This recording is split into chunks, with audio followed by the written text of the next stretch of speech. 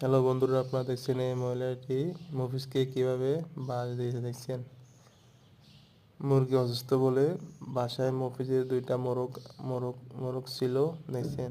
এখন মফিজ বলতেছে যে যেহেতু মুরগি অসুস্থ, ওটা মুরগি জবা করে দিয়ে খেয়ে ফেলি দেখছেন। তারপরে মফিজ বাড়িতে গিয়ে ওটা মুরগি জবা করে দিয়ে দেখছেন। তারপর পিছনে পিছনে তারা দুজন ছুটে আসে, মফিজের মুরগি গোস্তের ভাগ নাই দেখছেন। কি বুদ্ধি মহিলাটার।